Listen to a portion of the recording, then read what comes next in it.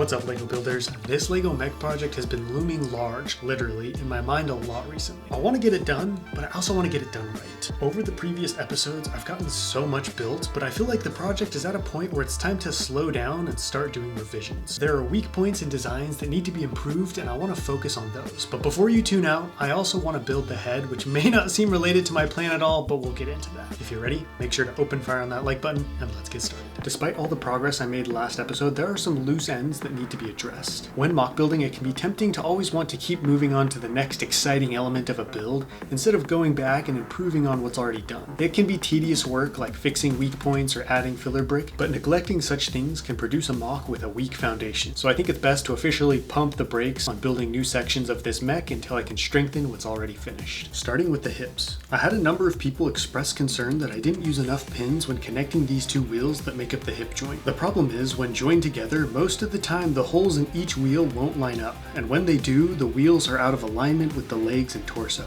So I really only have the center hole as a connection point. But the wheels do have interlocking teeth that help hold things in place, and I can strengthen the connection from wheel to leg, which should help the mech sag less under its own weight. As shown here, these new Technic pins have a longer reach than the ones currently being used, so they'll hold the wheel more securely. To further try and minimize sagging around the hips, I had the idea to build a couple of brick-built supports with ball joints on the end. These will connect the bottom of the hips to the upper legs, hopefully helping to displace some of that weight.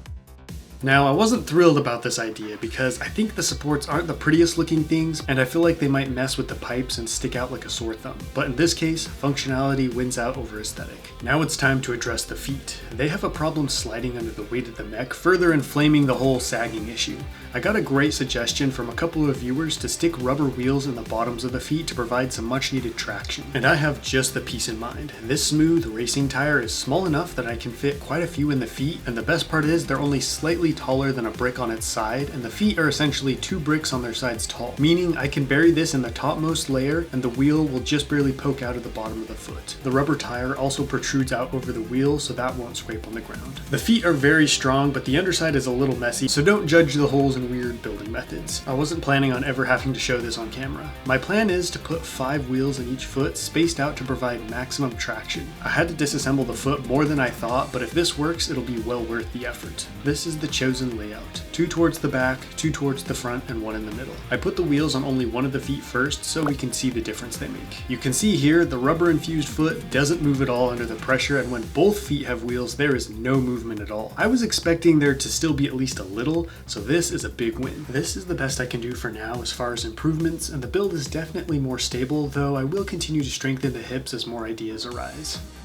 I think the brakes have been pumped long enough. Now it's time to get some serious progress accomplished on the torso. I don't want this project to drag on too long, as I want to see the finished result just as bad as you do, but that means I have to figure out how to encase this frame in a proper exterior. I've been dreading this because I've never had to design a vehicle at this scale, and I don't know what the walls, as we'll call them, should look like. Do I want smooth tiled sides, brick-built sides, or a combo of a lot of different things? I did have one idea for something I really wanted to include and decided to start there. I thought it would be cool to have some fuel tanks on the back of the mech. I know, most mechs are powered by a reactor, but the HADF who are building this mech aren't quite to the level of reactors small enough for a mech. Luckily, Combultium, the trans-purple liquid they and the FPSC are currently fighting over, can be turned into a very efficient and powerful fuel source that'll power the mech. The Combultium will be stored in 2 massive tanks at the back of the mech where they are better protected, and each of the corners on the body should make the perfect spot for them. Before I can build said tanks though, I need to build a frame of sorts for them to sit in, and what better way to eat up some space than with a giant vent. Vents are one of my go-tos for greebling. They look great and break up a smooth surface so well. Above the vent sits a Technic brick representing where the upper neck and shoulders will be. That'll connect to the lower back via 2 complex strips of bracket, brick, and tile. Unfortunately, the tanks I built leave a small gap between them and this wall, so I had to create these weird strips to fill in that gap and help hold the tanks in place.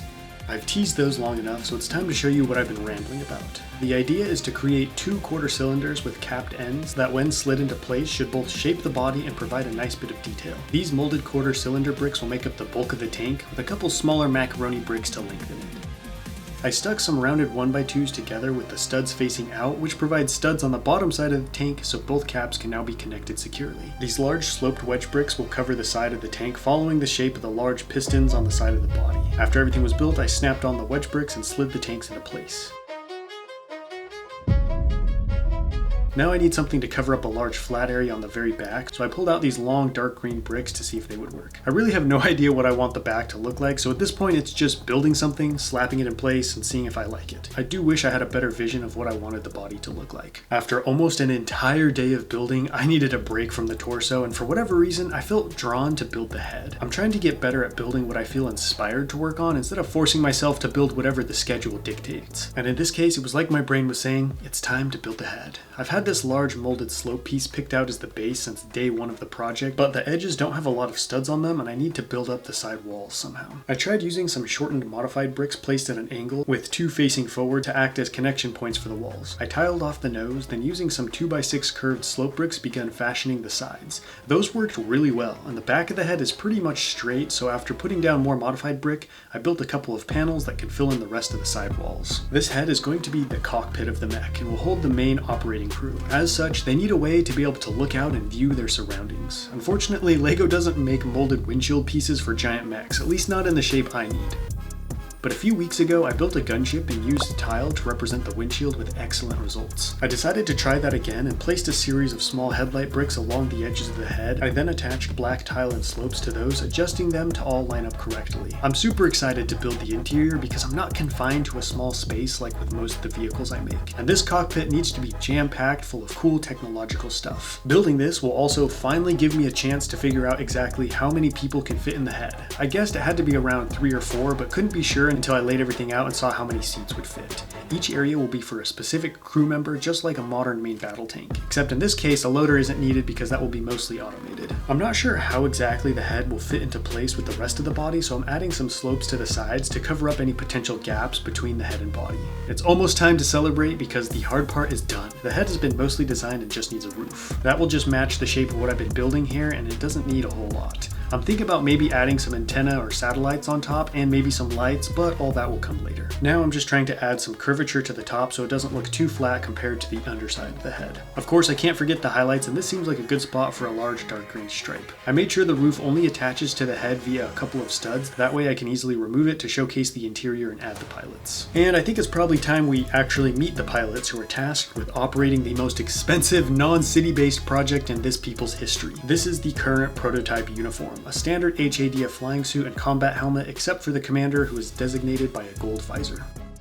This mech project continues to surprise me. The rear of the torso is actually looking good. The two biggest things I'm unsure of are the fuel tanks and the very back. This area does have these nice dark green accent pieces and the large vent at the bottom, but overall it's very simple and maybe too flat. Looking at the side profile, it doesn't angle backwards as much as I would like, but I also want to attach small aircraft here, so I had to leave this spot open in order to have space to attach the craft and its carrying sling. As a result, I can't really address this further until those are done. The issue with the tanks is the bottom. At first I liked the look of them curving inward here, leaving some gaps between the tank and torso, but the more I look at it, the more I wonder if this is too disjointed. Would it be better to remove the bottom and have the tank butt directly into the body like this? I like both options, but let me know in the comments if you like option A or option B better. I don't think there's a single part of this mech that's come together better than the head thus far, which is ironic because that was one of the sections I was really unsure of, but it came together smoothly, especially the windshield, of which I'm particularly proud. I can easily swap out the colors if I want a more menacing red or orange look, but for now I'm digging the black. The inside was a particular treat because I almost never get to design a vehicle's interior at this scale. So I had room for screens, computers, and other needed tools, and I feel like I optimized the space pretty well. The commander sits in the front seat with the best view, overseeing operations and communicating with the outside. The gunner sits here with multiple targeting screens and loadout arrays, hoping to find and engage targets. The driver sits in the last chair and pilots the mech. All three must work as a very close-knit team, and crews are currently being handpicked and undergoing rigorous training regimes to prepare for this monumental assignment. I can just feel the pressure to create a mech worthy of this size and hype growing with each episode. I'm now in the territory of the torso and head, which in my opinion are the two most important things aesthetically speaking. Next episode I have to figure out what the rest of the torso will look like, and I'll admit I'm a little nervous, but I feel like I've responded to each challenge this project has thrown at me and delivered, which gives me a lot of confidence. I think the next episode could probably be the last one before I reveal the finished product, so make sure to tune in, and sorry, I know I teased more lore on the Hungry one this week, but I didn't have time, and I don't want to rush what I have planned with him and his armies. That being said, another episode is in the books, and I will catch you all next time, but until then, happy building.